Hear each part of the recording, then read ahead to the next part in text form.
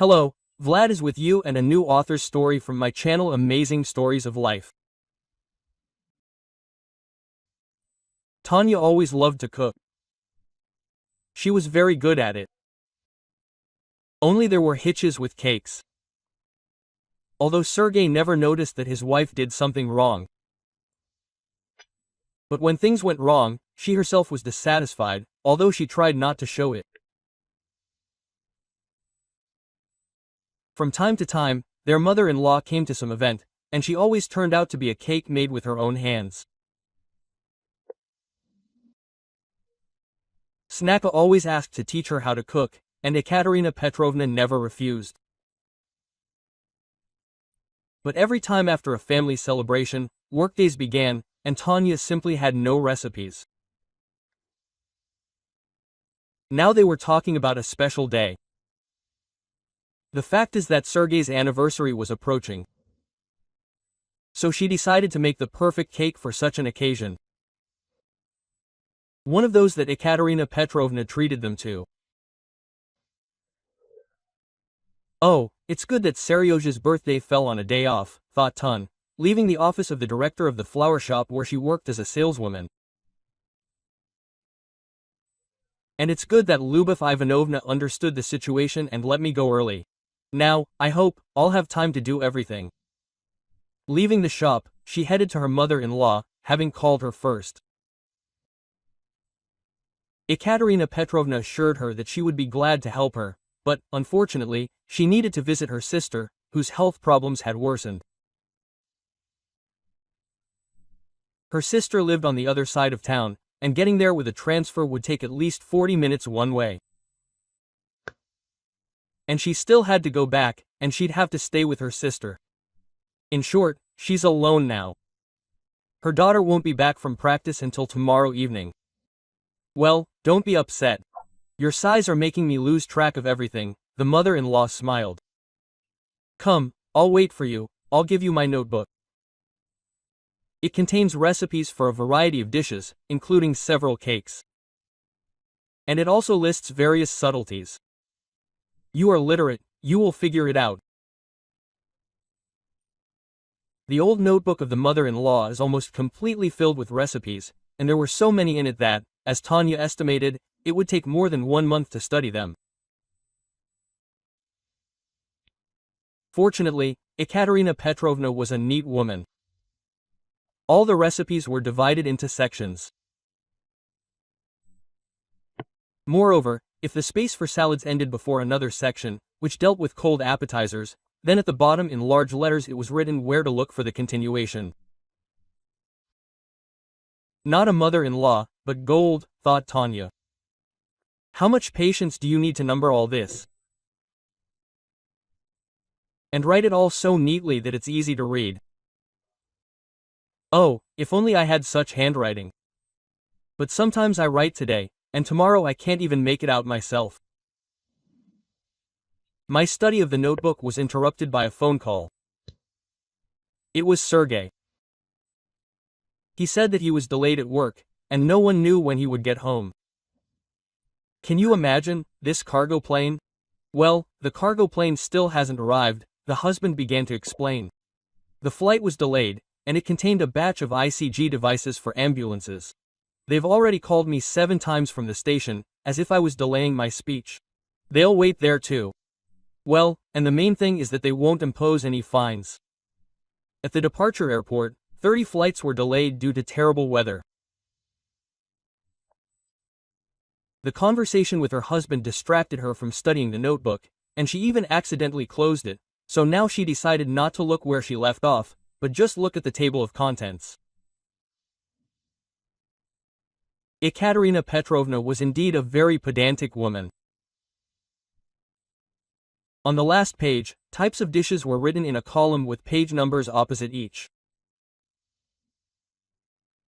Cake recipes were in 2 sections. The first one was at the very beginning, the second one was closer to the end. Assuming that the ideal recipe had been written down in recent years, Tanya opened her notebook to the page where the second section began.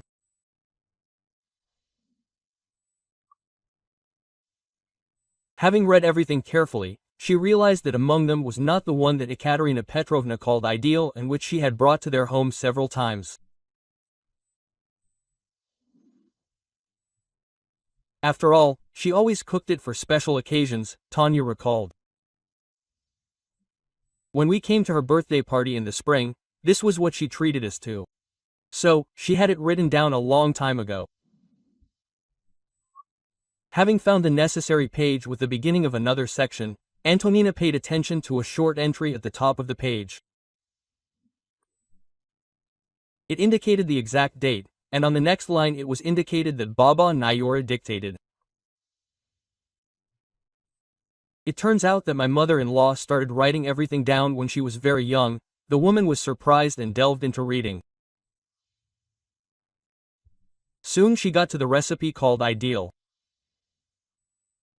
Having carefully read what was written, Tanya realized that it was not only about the ingredients. The exact cooking time and temperature played a big role. But she once told me about it, she suddenly remembered. And I did not pay much attention to these minutes and degrees. Okay, let's try to do it as written. At least it will work. And then Seryoshka will be surprised. She had everything she needed to make the perfect cake in stock. Therefore, without putting it off for too long, she immediately got down to it. She decided to make a trial cake today, and tomorrow to cook the main one for the anniversary. To pass the time, Tanya decided to look at the recipes for other cakes that followed the one she started making.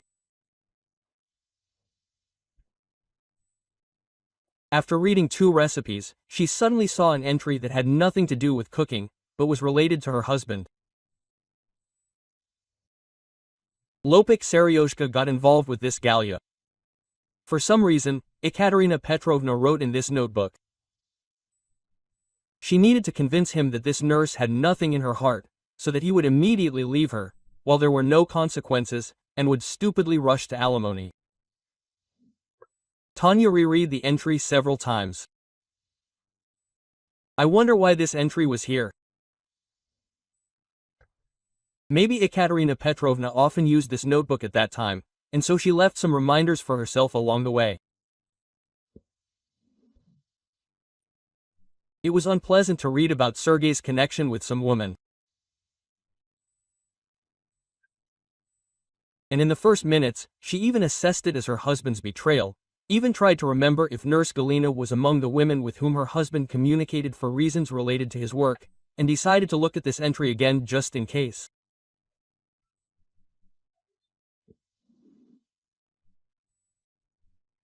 Carefully examining each word, Tony, having read the concern about alimony, accidentally jumped to the next entry. At first, she did not even guess that she was reading something completely different.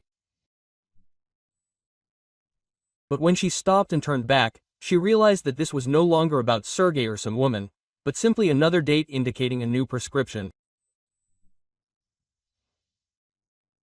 The latest information put everything in its place.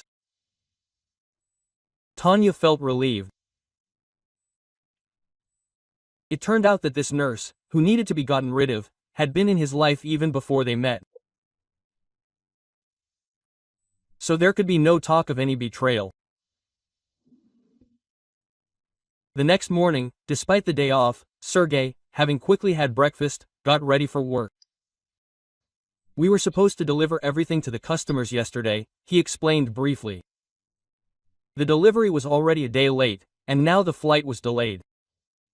They waited for us at the ambulance station, but the city hospitals and the regional clinic agreed to accept the devices today. Sergei had barely left the house when his mother-in-law called her. So how are things? Everything is going well, she asked. Did you make a trial version? So how was it? Did Seryoza treat you? Quote, no? Well, that's right, he'll be surprised tomorrow. He won't even believe that you could do it yourself. Quote, what? I didn't get it, what entry? Well, right after the recipe for this cake, you wrote about some nurse Galya, with whom Seryoza was involved, Tony reminded. It's like you made a reminder for yourself so as not to forget. Well, I don't mean anything like that. It turns out that this was before we met. You're confusing something. I don't remember anything like that. It was impossible to tell from my mother-in-law's tone. In fact, she doesn't know what it's about. Or she just doesn't want to remember.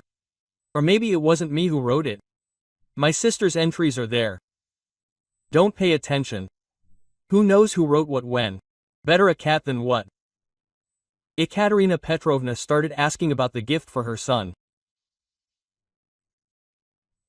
According to her, she had prepared it a month ago, but now she doubted whether the birthday boy would like it. Then she kept up the conversation. At the same time, she was evaluating her mother-in-law's words about the note in the notebook. At the same time, she gradually came to the certainty that her husband's mother was not telling her everything. What if that old relationship hasn't disappeared? Antonina thought, looking at the phone. Where is the guarantee that he is at work now and not with that nurse? Assuming that some traces of the old relationship could remain, Tanya decided to carefully look through all the old family photos. After all, her husband could easily forget, and something remained. It took her a couple of hours to look through the family photo archive. She did not come across a single photo in which her husband was captured with some stranger. And as for women in photography in general, in the oldest album she was able to find only photos related to her student years. Reassured by the results of her search, Tanya began to prepare for the next day. She wanted her husband's birthday to be truly festive. Sergei returned home only in the afternoon. And from the very beginning began to talk about the problems that arose when transferring the device to the hospital, and claimed that he had never met such bores as in the regional clinic.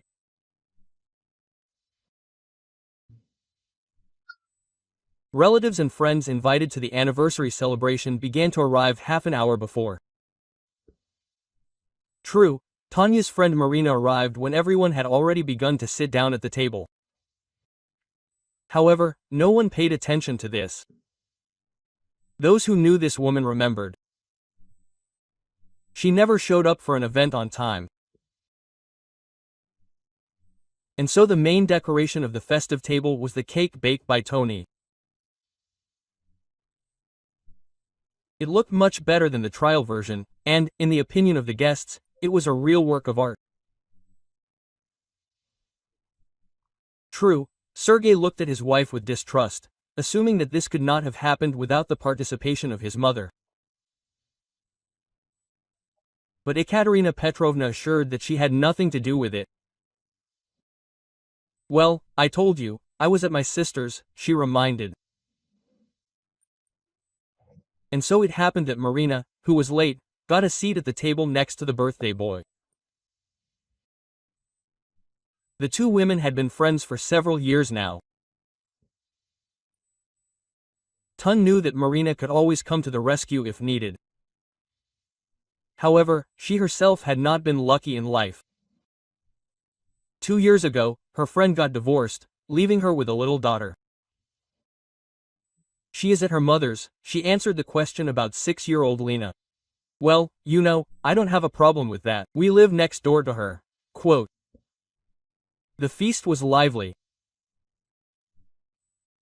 However, a shadow of discontent appeared on the Mushin's face, which he immediately tried to hide. Participating in the general conversation, Sergei often glanced at his phone, which he left on the TV stand. Waiting for a call or a text message. Noticing his expectant look, Tun thought, probably with these devices again. Although today is Sunday, quote. After a while, she noticed something else.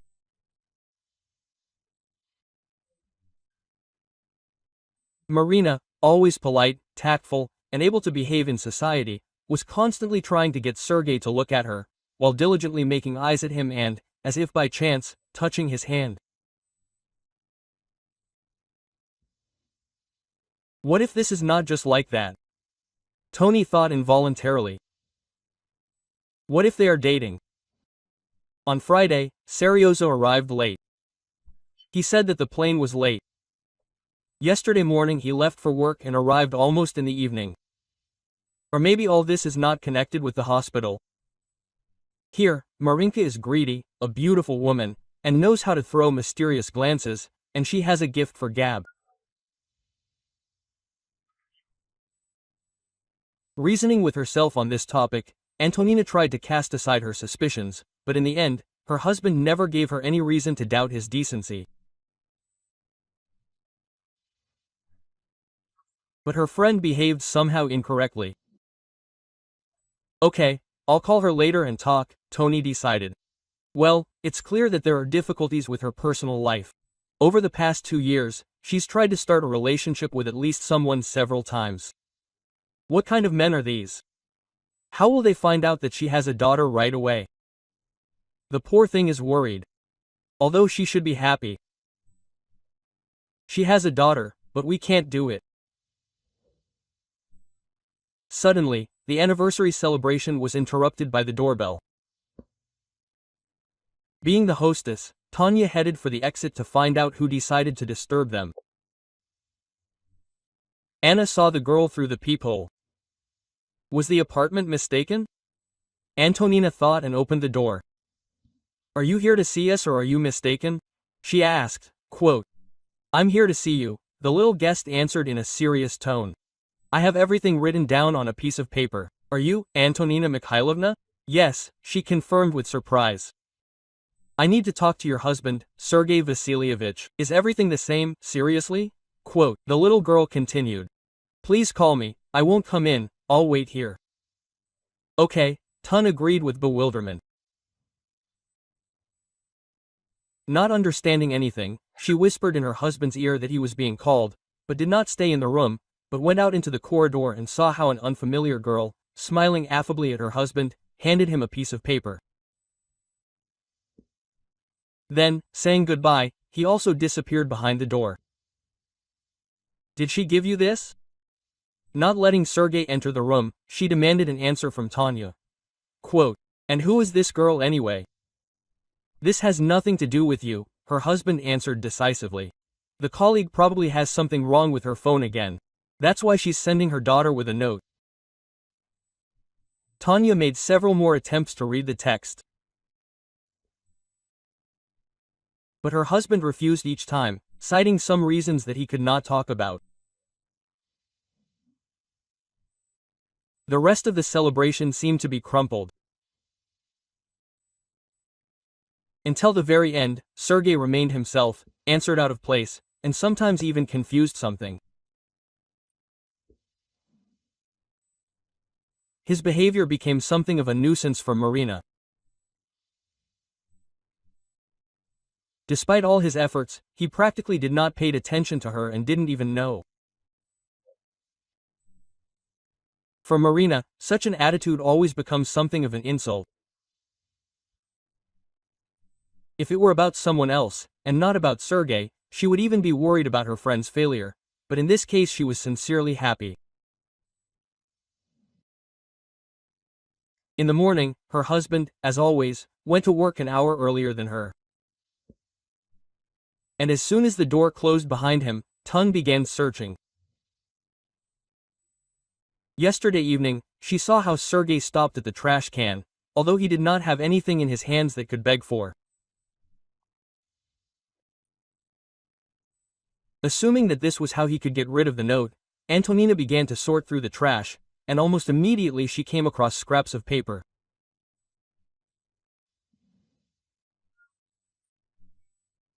Having folded the scraps along the tear lines, Tanya was able to read the text and learned from it that someone was asking her husband for help for their daughter. The note was signed with the name Galia. Thoughtfully looking through the collected text, she thought about the fact that this was exactly the name in the recipe book.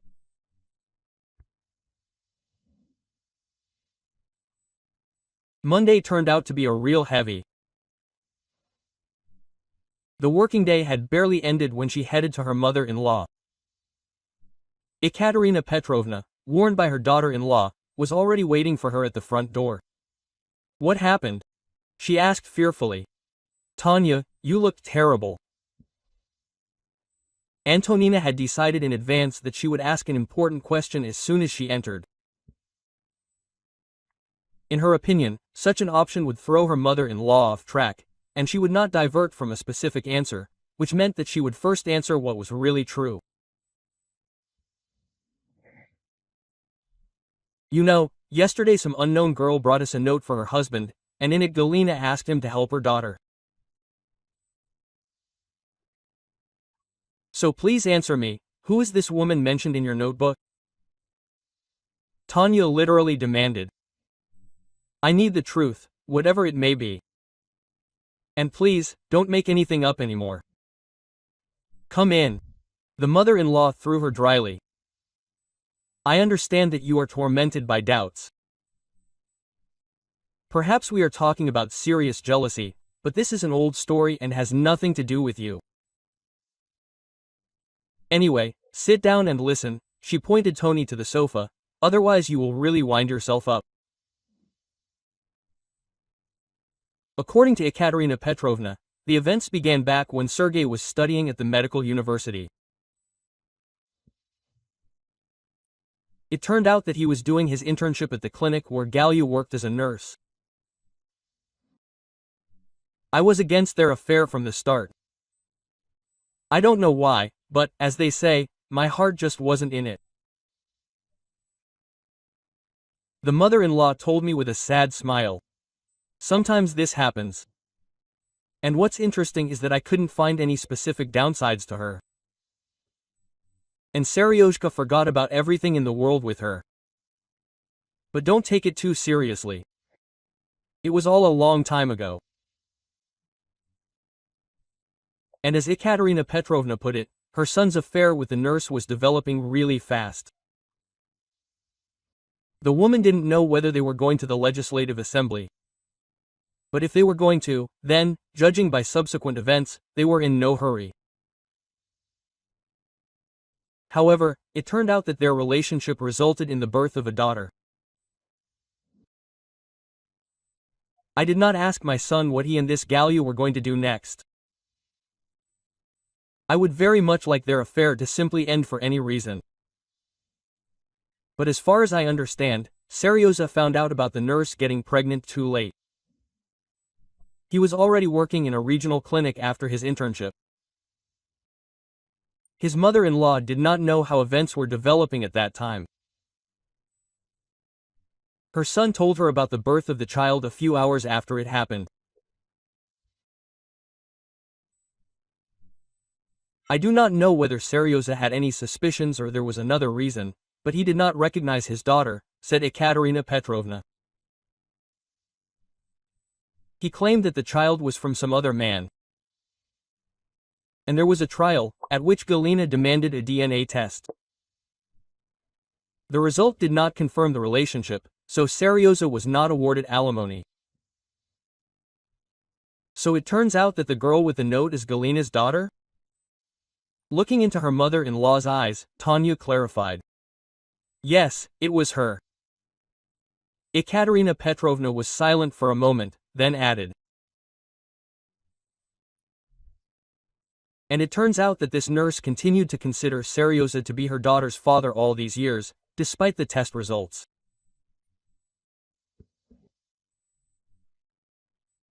I don't know how you will feel about this story, but I still want to remind you that this all happened long before you met. I didn't ask my son. Maybe he did provide some help to this Galya, but I think it could have been out of compassion. After all, the results did not confirm their relationship. When Tanya got home, her husband had not yet returned from work. And as usual, taking up the preparation of dinner, she thought about the nurse, her daughter, and, of course, her husband. She felt sorry for all three of them, and sometimes Tanya for some reason even tried to scold herself. It seemed to her that if they had not met Serioza, he would have returned to this Galina. And it didn't matter that the newborn daughter wasn't his own.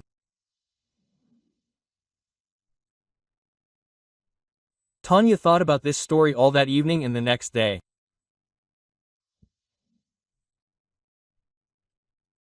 Well, when Sergei finally returned at almost 10 p.m., she tried to behave naturally so that he wouldn't have any questions. To be honest, her husband was pretty worried himself, although maybe he was just tired. He didn't tell her anything about his workday. He limited himself to the usual, tired as a dog. Returning from work that day, Tanya accidentally drove an extra stop. She remembered that she needed to get out only when she saw a huge chain store. However, she wasn't too upset because of her confusion. Walking a few hundred meters would be useful. After all, working at the flower shop was tiring, if only because they spent a significant part of the time sitting.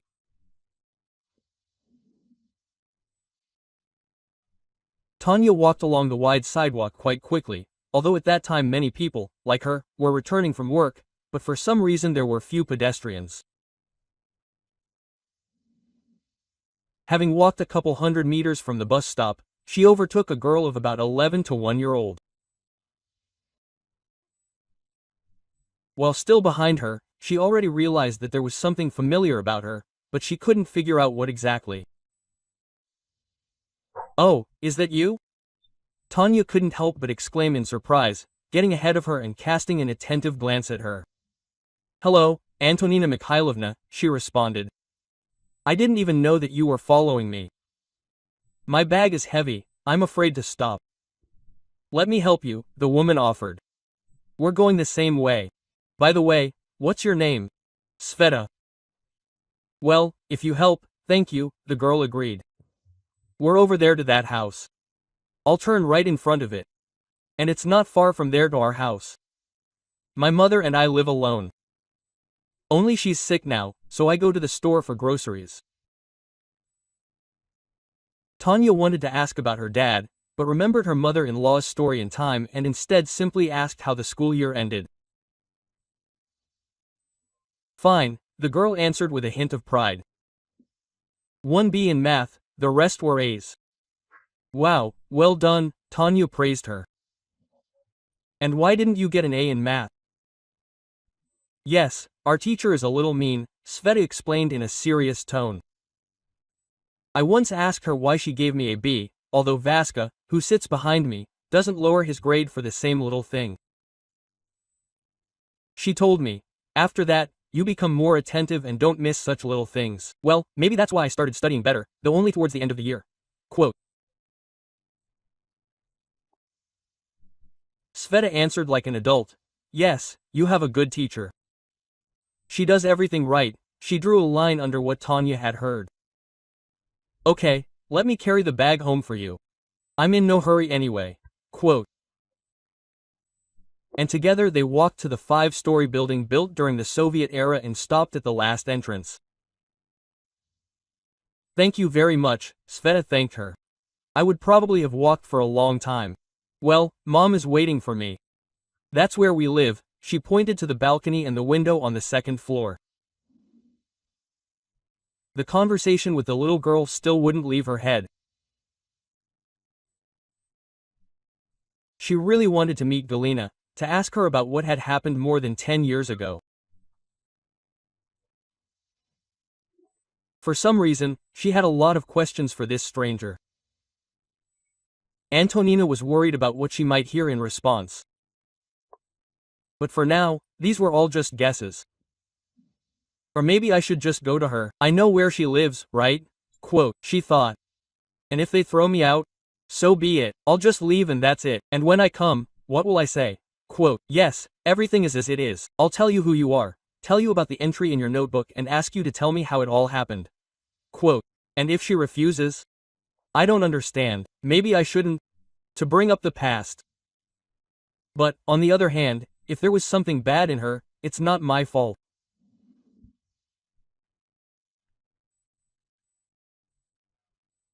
In the end, she considered her last decision to be the only right one, so immediately after finishing work she took a minibus towards her house, but got off at the next stop and went the same way she had walked yesterday with Sveta.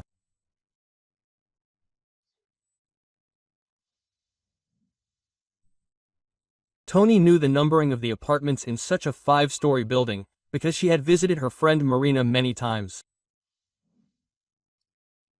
As a result, approaching the door of the 6th entrance, she confidently dialed 79 and pressed the call button. "Hello, Sveta," the woman greeted, hearing a child's voice.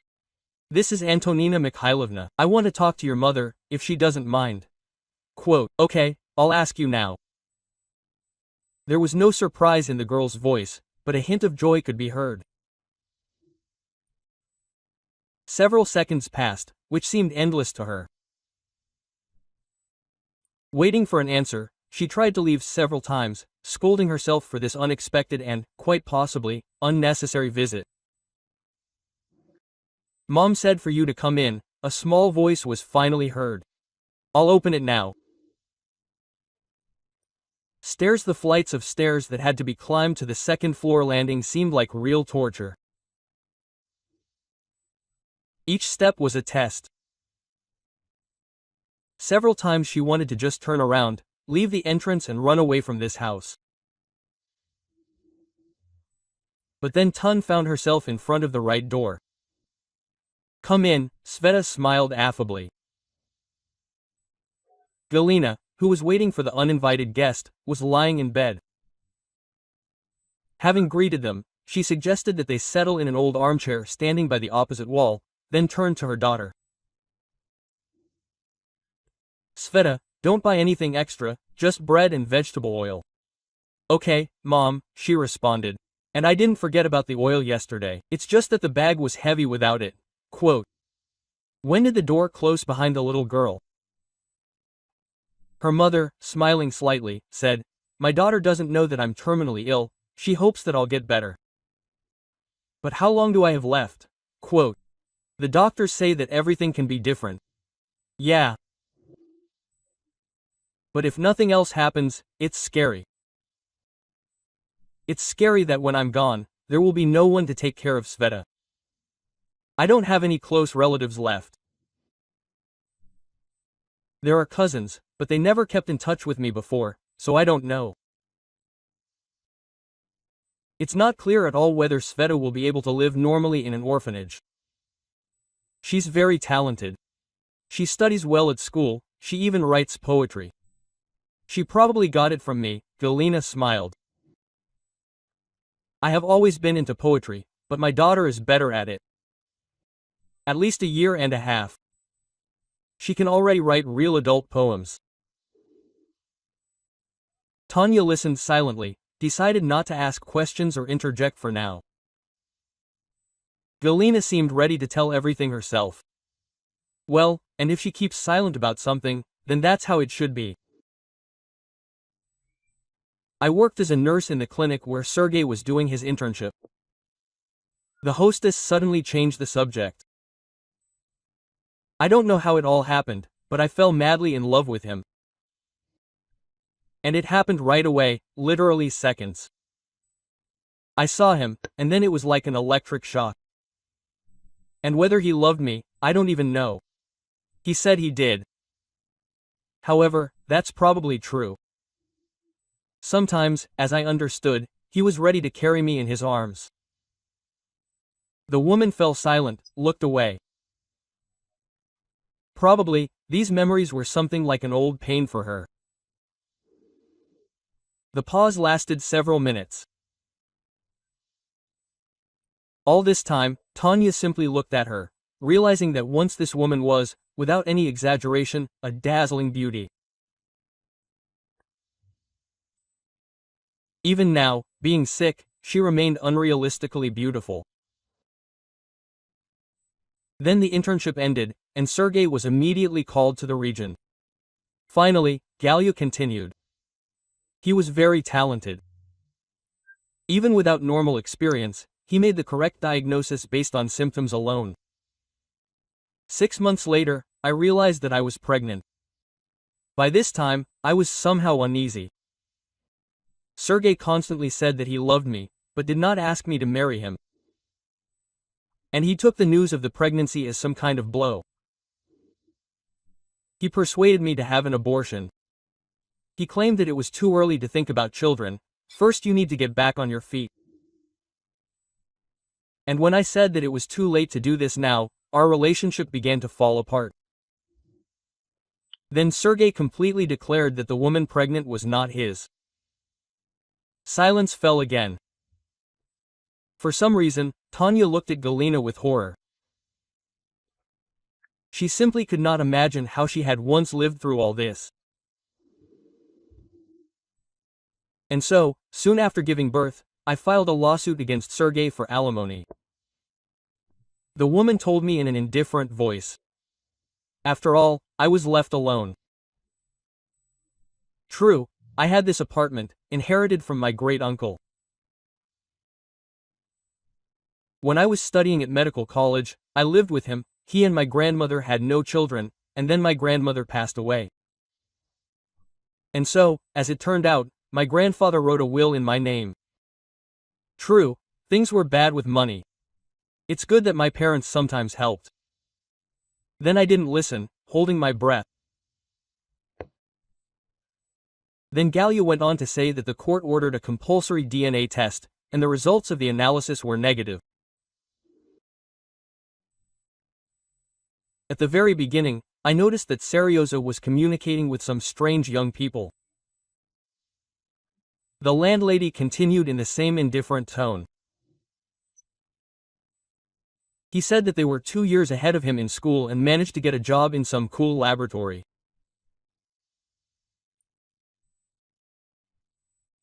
Later I saw one of them get out of the car and head towards the doors, behind which was the very laboratory where the DNA testing was conducted.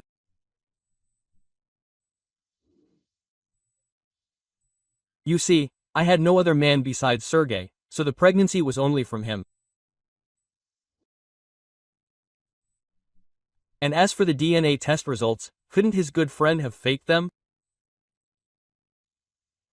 The woman fell silent again. Analyzing what she had heard, Tanya realized that Galya would not tell us more about what had happened several years ago. But what should she say in response? Are words even necessary here? Galina, Tanya finally turned to her. Maybe some help is needed? Oh, what help? I'm doomed. After a short pause, she answered. My only concern, Svetochka.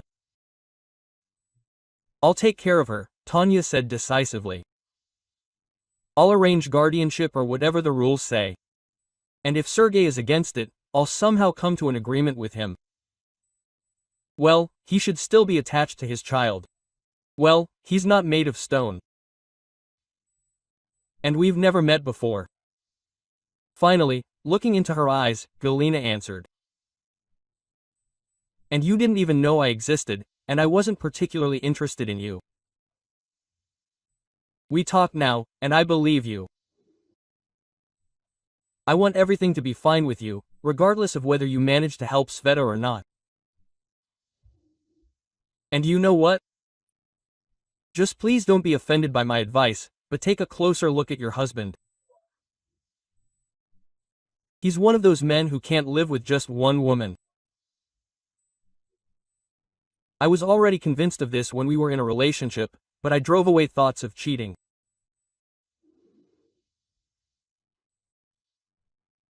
As usual, Sergey came home late from work, and looking at him, it was clear that her husband was in a very good mood, and it seemed that this should be taken advantage of. So Tun, having waited until her husband settled down on his favorite couch in front of the TV after dinner, turned to him. Seryoza, there's something important. I know a lot about your past relationships, the ones before me. They really don't concern me, and I don't even think of accusing you of anything. But there's only one thing that matters to me. Your ex-wife Tony thought for a second, found the right word, and continued. My common-law wife Galina is in a very serious condition. It's unknown how long she'll live. And she has a daughter, and I want to formalize guardianship over her, take her to us. Quote. Mind your own business, Sergey literally exploded with indignation.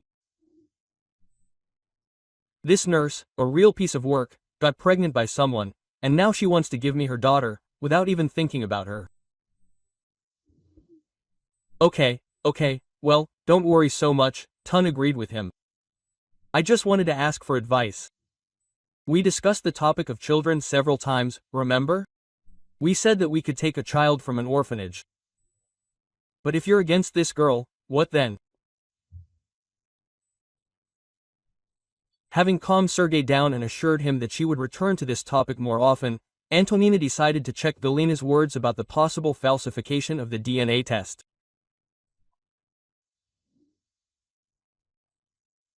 The next day after her shift, she rode an extra stop and approached the already familiar house. But this time she sat down on a bench to wait for the light. Soon the girl really did go outside. Hello, I have a favor to ask of you. Smiling, Tanya addressed her. This is a new comb for you. Please comb your hair and give it to me. Why? Sveta was surprised. I'll explain later, assured Tanya. This is very important for both me and your mother. And in the morning she took the Musha comb, wrapped it in a plastic bag and went to work. Taking advantage of the absence of customers and warning the director, Tun, having gone around the corner, called Lydia. Oh, you. The former classmate was delighted. Listen, we haven't talked on the phone for 3 months. How are you? What's new with your husband? Quote, yes, everything is fine. I hope you are too. Lyat, I have an important matter. I need help. How are you with time? Quote. Antonina asked. I am at your disposal today, assured her friend. Tomorrow I am on duty. I just don't know how an ordinary nurse from an ambulance can help. Remember, you once told me about your cousin or second cousin who works in some cool lab. And you about Katya? She recently got a promotion. She smiled slightly. She became some senior lab assistant. Why do you need it? I need to somehow secretly conduct a DNA test, Tanya said, looking around. Oh my god, the friend was surprised. Is this you talking to someone? Although, what am I saying there? Quote. Half an hour later, a white Honda pulled up outside the store. Lyoshka agreed to babysit the kids and let me go for a ride, Ludo giggled. He only warned me that if I drove into something again, the repairs would be at my expense. Give me a sample. My sister said they'd do it out of turn. I'll pay, and you can transfer the money to me later. The DNA test result confirmed that Tanya's husband was Sveta's father. After carefully studying the document, Antonina thought about it. She simply refused to understand Sergey. This behavior could only be called betrayal. Sveta's mother's condition was rapidly deteriorating. As a result, an ambulance took her to the clinic. The doctors fought for her life for about a day, but all their efforts were in vain. A police officer who came to the hospital found Antonina's number while looking through the contact list on Galina's phone. He told her about her friend's death. After all, it was Tanya that the former nurse had listed in her phone as her friend. And since Sveta was left alone in the apartment, the guardianship authorities took her away for temporary placement the next morning. Tony learned about this at the hospital. There she met with representatives of the guardianship authorities and the district administration. They said that since the deceased had no savings, the funeral would be held at the expense of the budget. She wanted to take the girl, presenting Sergei with a fait accompli. However, as was obvious, first it was necessary to collect the necessary documents, so Sveta would still be in the shelter for some time. The guardianship authorities explained that it might take a decent amount of time to collect all the certificates. They also provided a list of what was needed. "Oh, how great that I'm on vacation," thought Tanya, heading home. "So, I'll run in with everything I need and to the administration. I won't tell Serioza anything for now. Again, I won't bother him. He'll lie on the couch all day, like the previous 2 days. And how he wants to." He went on vacation and immediately to his favorite couch. Opening the front door, this is exactly what she expected to see. But she didn't warn him about her vacation, she forgot to do it. But, taking advantage of his wife's absence and being sure that she was at work all day, Sergei called Marina, the same one who, being Antonina's friend, made eyes at him at the anniversary.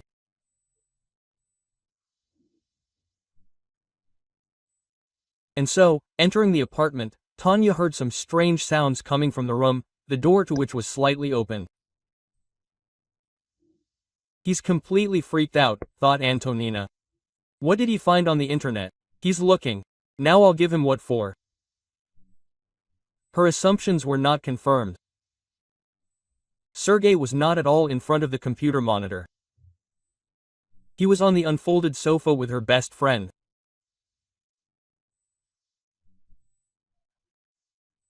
In surprise, almost opening her mouth, Tanya mechanically took a jeansel phone out of her back pocket and pointed it at the blind and deaf lovers, then took a few pictures. Quote, "How right you were, Galia." The words of the deceased came to mind. Then, in a calm but commanding voice, she demanded, quote, "Okay, both of you, get out. I'll give you 2 minutes to get dressed and get out of the apartment."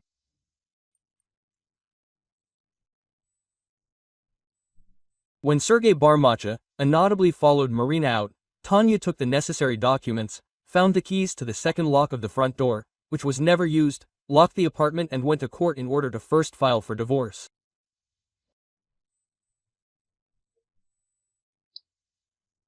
Well, and then deal with the guardianship paperwork. In the evening, tired from the day, Tanya entered the apartment, and then her mother-in-law called. As she understood, Sergei decided to hide out at his mother's until better times. Quote, "Well, you shouldn't fuss," Ekaterina Petrovna turned to her. "Well, the guy lost his temper, couldn't resist some amorous lady. So what now? Anything can happen in life. I don't know, maybe you're not without sin either, but everything will calm down for you. You never know, maybe it will work out with the baby." It already worked out. She decided to tell her mother-in-law Tanya's news. "Congratulations, you already have a granddaughter." Tunbrala got all the necessary documents in a week. However, the director of the dead home denied her the right to guardianship. As one of the employees whispered to her, a man had come to the management the day before. The woman described the guest and didn't even understand. It was Sergei.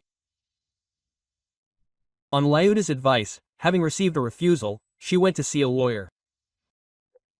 Her friend assured her that he was a very good specialist who didn't charge much.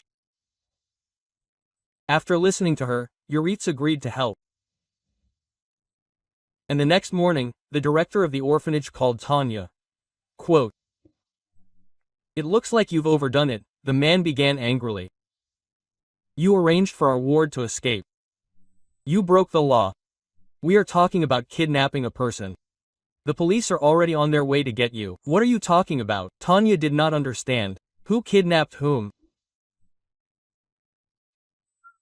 From the director's story, supplied with choice curses, she understood that the employees were unable to work with Sveta, and in order to get rid of the problem, they decided to send her to a special regional boarding school.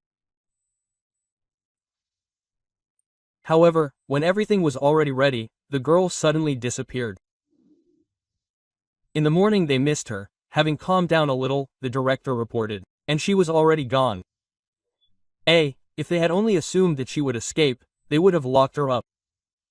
So, but if she is not with you, where could she have gone? What do you think?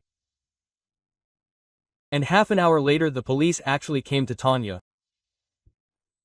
True, they did not suspect that she had organized the escape. They were simply collecting at least some information about the fugitive, who she communicated with, where she went, what she was interested in. Having learned that they communicated very little, and therefore she has no answers to these questions, the police retreated, asking to call back if the girl comes to her.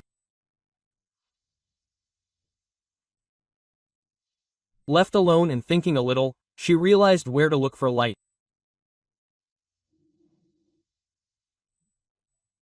She headed to the public transport stop and less than an hour later found herself at the cemetery. Here, at the fresh grave where Galina was buried, Tanya found Sveta. They sat for a long time, hugging on one of the small benches installed near the graves, and then headed for the exit. Arriving as a grandfather, Tanya asked the director not to scold the girl, but to help with the registration of guardianship. This time the man did not interfere. Having picked up Sveta from the orphanage, Tanya took a taxi, and as soon as the car stopped in front of her entrance, she received a call. The number was unfamiliar. Quote, "Hello," a male voice was heard from the receiver. "Is this Antonina Mikhailovna? Nice to meet, Ivan Ilyich, notary. We need to meet. Can you come over?" He gave the address. "Tomorrow would be better, but if there is time, right now will do." When Tanya showed the notary her passport, he invited the two visitors waiting in the corridor to enter the office.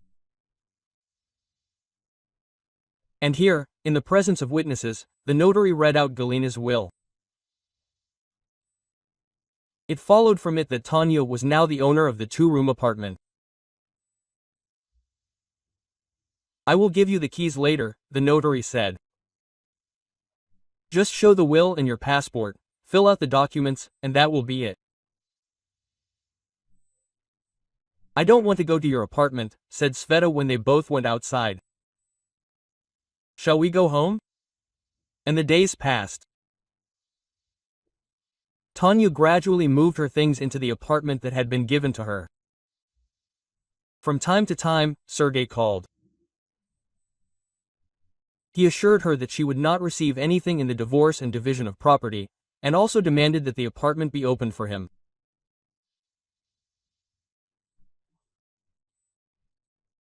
When Tanya finally moved all her things, she called Sergei and said that he could return with his mistresses. Meanwhile, her vacation was over. And so that Sveta would not get bored, staying home alone, Tanya began to take her with her. The woman's responsibilities included making bouquets, and the girl, being next to her, helped. And she also discreetly put small sheets of paper with her poems in each bouquet. And soon it turned out that one of the bouquets was bought for his mother. Finding a sheet of paper with poems among the flowers, the woman realized that they were written in a familiar style. This is how her favorite student used to write. This is probably how her daughter writes now, the woman thought. Having called her son, she said that she would like to meet this poetess. She clearly needed to develop her talent, and she was ready to become her tutor. Hearing such an offer, Tanya agreed, but was afraid to let Sveta go alone. After all, then she would have to go home across half the city. "I'll take you there myself after this meeting," the businessman promised. "Mom just can't sit idle. You can't even imagine how happy she'll be with the classes." From that day on, they became friends. And Tanya learned that Timofey had become a widower 2 years ago, and that he also had an 11-year-old son. A few days later, her divorce proceedings took place. In principle, there were no difficulties, because the new acquaintance gave Tanya a very competent lawyer, and he, having drawn up the necessary documents and attached photos from the client's phone, handed it all over to the judge.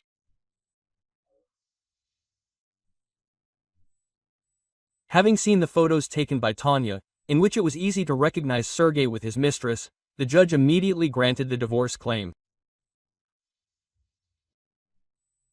The division of property turned out to be more difficult, because Sergei did not want to divide the cost of the apartment and the car equally.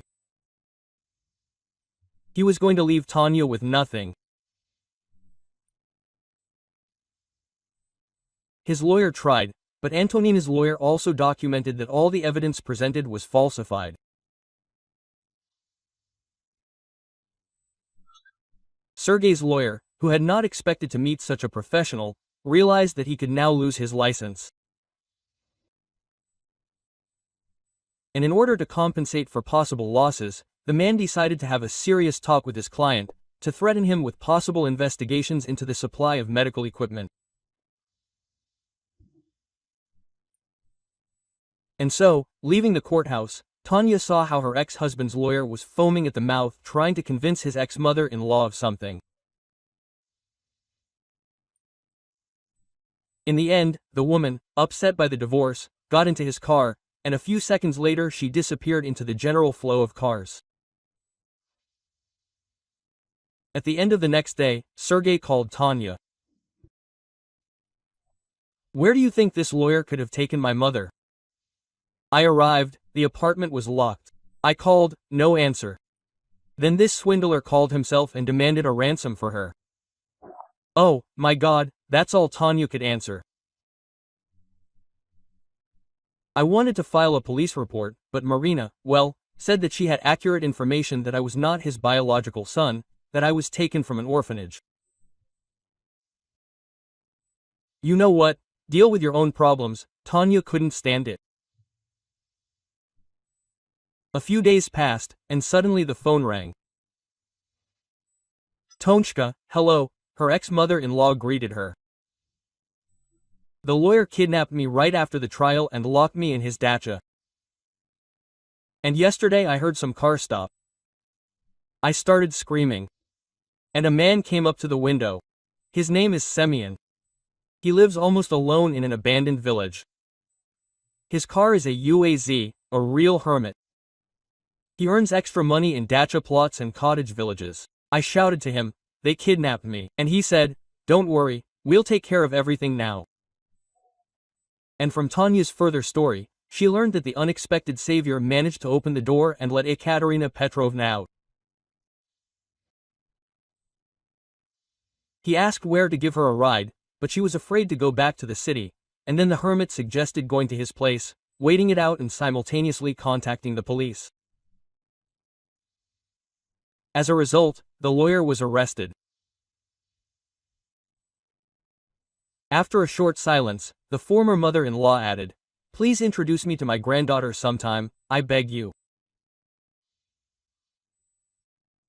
Tanya promised to think about it, but later, because her relationship with Timofey was developing rapidly. So much so that after a few months he asked her to marry him. The wedding was very beautiful, there were many guests. Tanya even invited her former mother-in-law, who came with that very hermit. Well, the main gift for their wedding was a collection of poems from Sveta and Mom Timofey.